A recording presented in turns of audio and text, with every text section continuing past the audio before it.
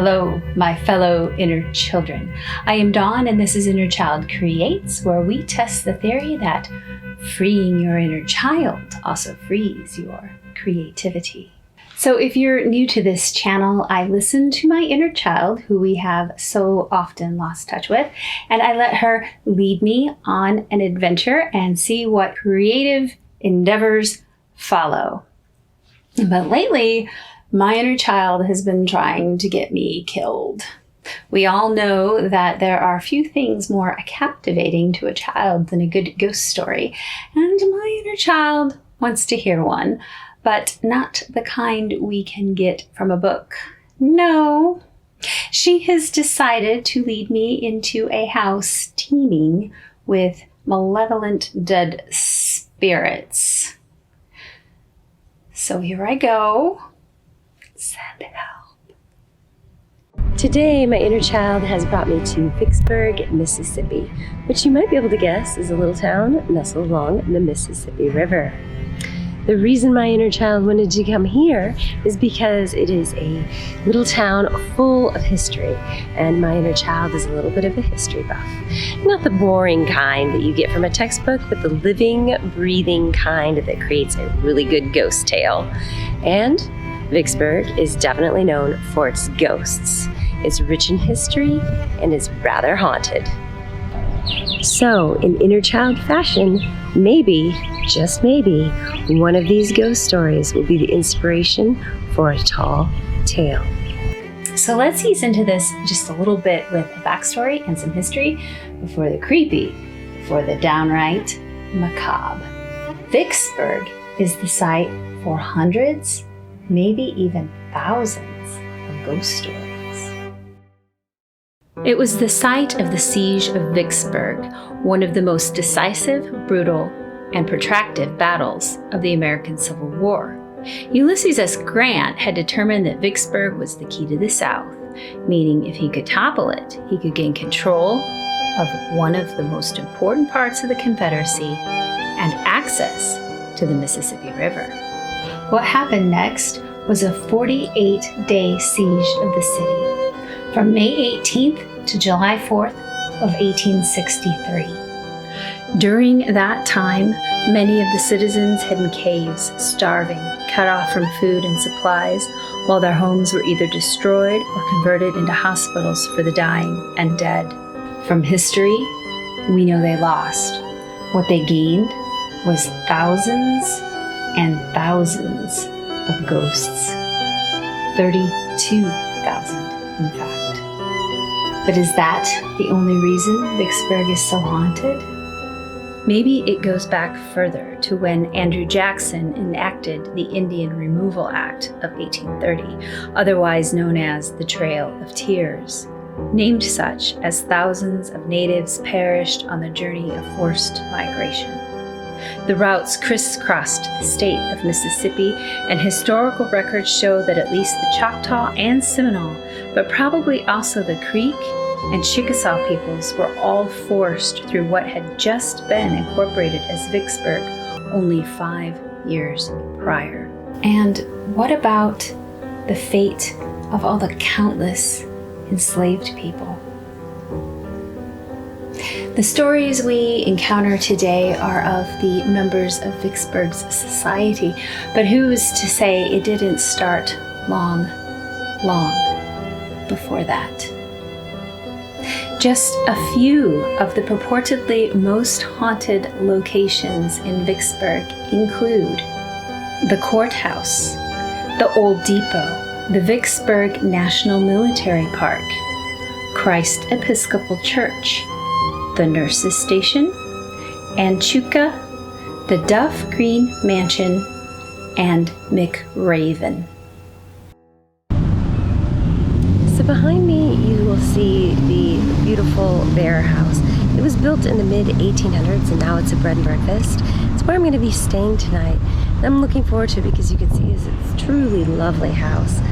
But it also looks a little haunted. What do you think? Do you think I'll see some ghosts tonight?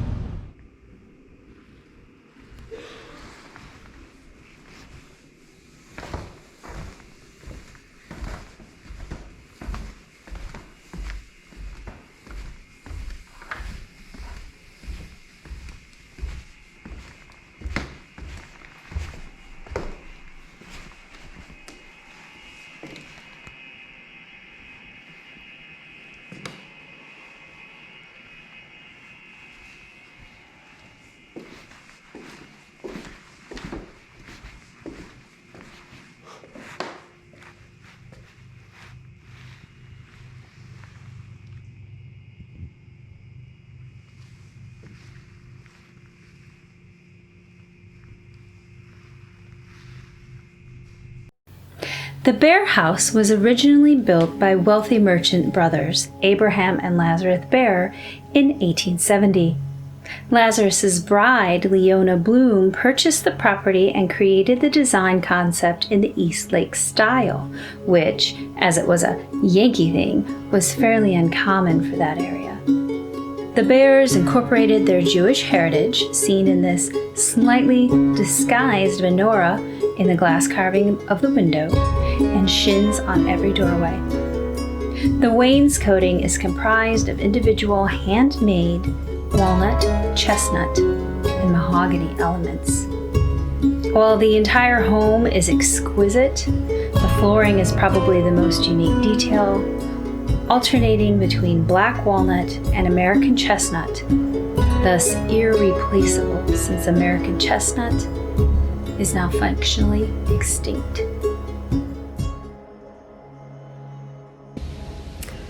I am in for the night and ready for bed. And that's probably a good thing because I don't know if you can hear it, but we're having a pretty good thunderstorm. Lots of thunder and lightning. No sightings yet, but definitely we have set the ambiance. I just wanted to give you a little view of my sleeping chambers. It's very beautiful.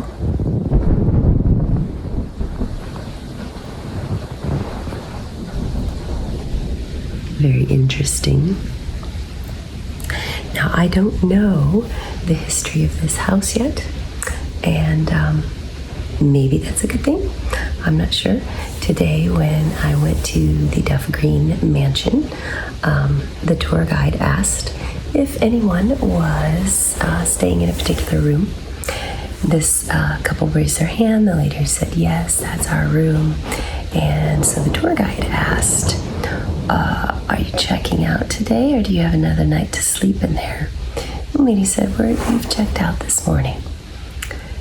The tour guide responds with, oh, good. I can tell the story then. She proceeds to explain how Duff Green had designated the house as a field hospital during the siege of Vicksburg, and he designated it for both Confederate and Union soldiers, knowing that if Union soldiers were housed within the home on the property, that it would protect the home itself as well as the neighboring church from being shelled. So the two upper floors were for Union soldiers. Now that upper floor had been the private chambers of Duff Green and his wife, and the master bedroom was up there, of course. So this was the room that this couple was sleeping in last night. And while it was a field hospital, they had a makeshift surgical unit right in the entryway to the upstairs, and they started using the master bedroom as a place to store the discarded, amputated appendages. And then when too many people started dying, it became the makeshift Union morgue. You should have seen that lady's face. So, maybe it's good not to know all the history beforehand. So, definitely a good thunderstorm, but no sightings yet, which is a good thing because I need some sleep. And we'll see what adventures await tomorrow. Good night. As with most of the wealthiest households in Vicksburg, the Bear House was designed for entertaining. Originally, there was a continuous 83-foot ballroom with 4 matching fireplaces featuring pink marble and 5 matching chandeliers. Inexplicably, though, the Bears kept all 4 of their children sequestered to the 2nd floor, even having a staircase dedicated to keeping them separate from the high society guests that often frequented the lavish parties that Leona hosted. Leona arranged her daughters' marriages, and when one of them, named Sarah, refused and eloped, Leona had a symbolic funeral for the disobedient young lady. Leona preceded her husband to the grave, and after meeting his grandchildren by coincidence on the street one day, he and Sarah finally reconciled. But after his death, not one of the Bear children wanted anything to do with the house, nor with their mother's beloved belongings. So it passed from owner to owner until its current owners turned it into a bed and breakfast.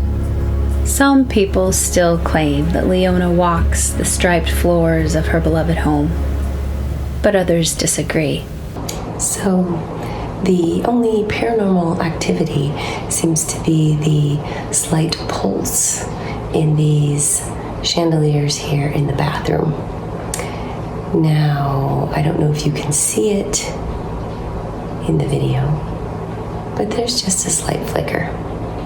Fortunately, being a lighting designer, I know that old electrical systems just tend to have those flickers, right? Nowadays, Patricia and Corey Rickroad keep the home impeccably furnished and decorated with beautiful art while graciously serving a diverse and steady guest list. And although Leona's story is known, it's not commonly believed that she lingers. Let's just say that house's reputation is not for being haunted. And if I'm honest, that's part of the reason I decided to stay there, because I can visit a haunted house, but I have no desire to sleep in one. That cannot be said for the ghosts of our next house. And the last, well, no one sleeps there.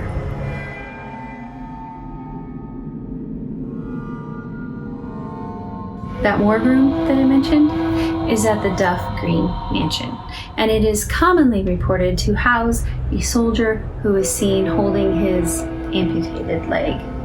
By commonly reported, I mean 70 people. 70 people have claimed to have seen him. But nobody really seems to be afraid in the home. That is, supposedly only 2 guests have ever left in the middle of the night, unless you believe social media comments, in which case more than one person has claimed to be one of the 2 people. But first, let's go back and talk about the Green family. I am met by a guide in antebellum costume, and her personality is as big as her hoop skirt. With Southern charm, she starts to bring the Green family to life. Duff was savvy. In fact, there's never an example to the contrary. In 1847, Duff's brother told him of a fortune waiting to be made brokering cotton. That year, a 20-something Duff Green arrived in Vicksburg and began learning how to do just that. Soon, he found himself successful. Very successful. The Meridian Railroad in the Mississippi meant that Vicksburg was the epicenter of global transport of this highly prized product. And Duff was one of the best. Duff fell in love with Mary Green, daughter of the respected Judge Lake. So Duff got up the courage and went to go ask Judge Lake for Mary's hand in marriage. Judge Lake not only agreed to the union, but he also gifted the couple a piece of land right by his home as a wedding gift. In 1852, the couple got married, and Duff set to work to make his and Mary's dreams come true. He wanted a home of grandeur, built to entertain and impress, and he wanted all the most modern amenities. 15.5 feet ceilings accommodated one of the first coal-burning furnaces, created effective ventilation for the hot summer months, and gave the 40-foot home its impressive look. He had the first gasoliers, which were chandeliers outfitted with gas, but he was strategic about fire mitigation and had the structure made 3 bricks deep. There was a grand ballroom with fireplaces made with imported Italian Carrara marble. To do all of this, he employed the best general contractor in the region, who happened to be a, quote, free person of color. As progressive as that was, both Duff and the contractor owned enslaved people. It is safe to say that the opulence of this home was built by those hands.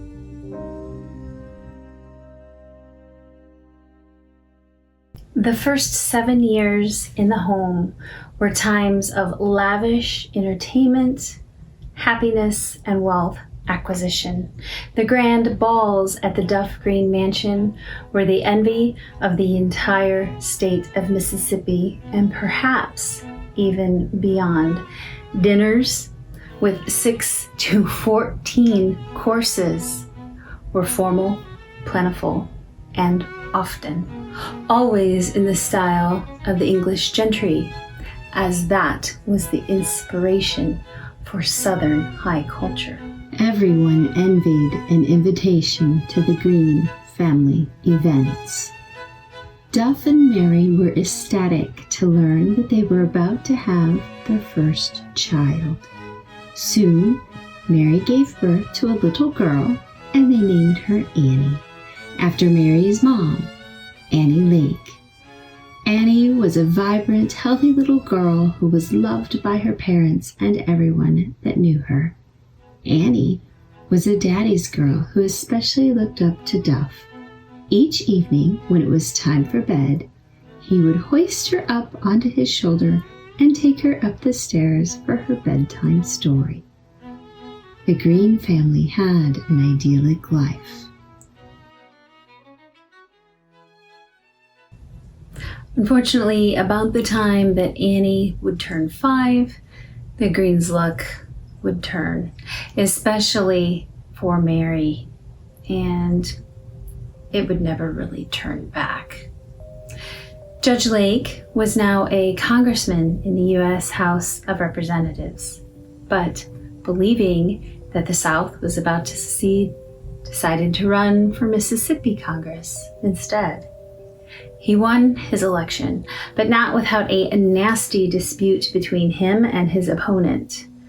The dispute was resolved by a duel. Judge Lake is the last known death by duel. Right around that same time, adorable little Annie, now age 5, contracted yellow fever and died. And now comes the war. May 18th, 1863, the Union Army laid siege to the city of Vicksburg. No one could go out or in. Supplies were cut off. The shelling was heavy. In fact, the Greens' home got hit 5 times. That's when Duff brokered another deal, one that would save his home. He converted it to a hospital, housing Union soldiers on the top floor and Confederates below. That way, he knew he would spare the house from the shelling. But staying in the home was out of the question. So he and Mary, now quite pregnant, decided to take Mary's family, her mom and her younger siblings, and retreat to the caves where about 200 other civilians were sheltering from the shelling. There, on the heaviest night of bombardment, Mary went into labor. She delivered a healthy baby boy, and they named him William Lake Siege Green. He would be known as Siege. Somewhere around this same time, Duff ordered his imported ornate side balconies to be removed from the home and melted down into mini cannonballs that he gifted to General Pemberton. He kept the front and the back intact, thus preserving the look of the home, but garnering favor with the Confederacy. It is suspected, though, that he hedged his bets at the same time, and he brokered cotton to the north. This seems to be revealed when the siege ended and he was the first civilian to sign the oath of allegiance to the U.S., having already negotiated a 3-year lease on the mansion to house federal soldiers. He was then assigned the post of wharfmaster, which was a governmental assignment. Needless to say, he was no longer popular, but he was able to pay his taxes in U.S. dollars and therefore keep his home, as Confederate money is now worthless. While federal soldiers lived in their home, Duff and Mary lived with Mary's mom. While living with her mom, they had their third child, a daughter they also named Annie. They named her after her grandmother and her sister. Finally, they got back into their home and things seemed to be looking up. Unfortunately for them, it was not meant to be. One afternoon, Siege, their only son, was right out in front of the home when he was ran over and violently killed by a runaway horse carriage. Then, Duff, age 55, became intensely ill and died suddenly. Poor Mary tried her best to carry on with her now teenage daughter Annie. But tragically, one day while Annie was getting ready for an event, she excitedly put her hat on and accidentally pricked herself with the hat pin. Of course, she thought little of it, but within 10 days, she too was dead of blood poisoning. Poor Mary went back to live with her mom and sold the house. But she had to look at it every day, as well as listen to the voices of children and their laughter as she saw her new neighbors grow. We cannot assume to know her state of mind, but we can imagine how we would feel. To this day, Mary walks the halls, perhaps remembering her favorite events. It is said that she is joined by a minimum of 10 other spirits. Men, and only men of a specific description, experience a tug on the back of their pants as they try to ascend the stairs. Then they feel a pressure on their right shoulder as if hoisting a little child.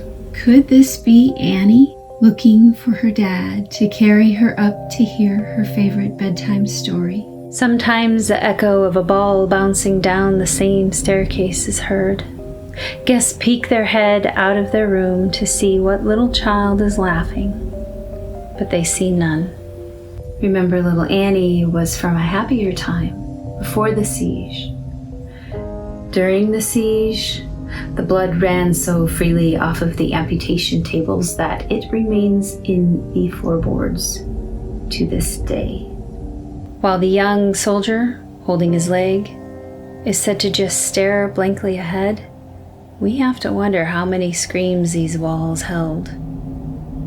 About 40 years ago, during some basic excavation, workers accidentally uncovered bones with clear saw markings. The bones were then taken and buried at a local funeral home. Another ghost is that of an enslaved woman who served as the cook. Very little is documented about her life, but what we do know is that she hung herself in the kitchen, and she is said to be one of the current occupants.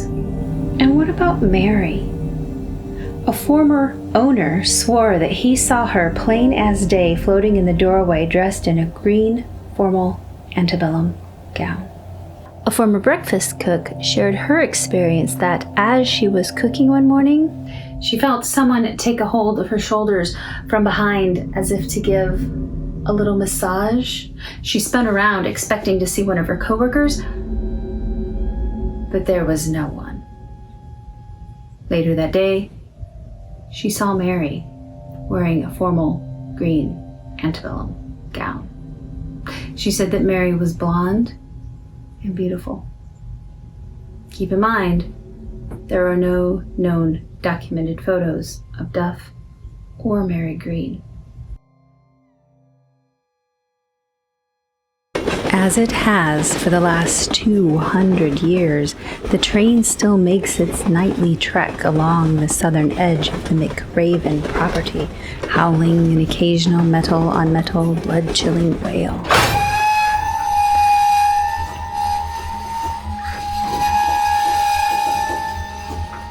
The land itself feels more like a cemetery than the lawns of a stately home.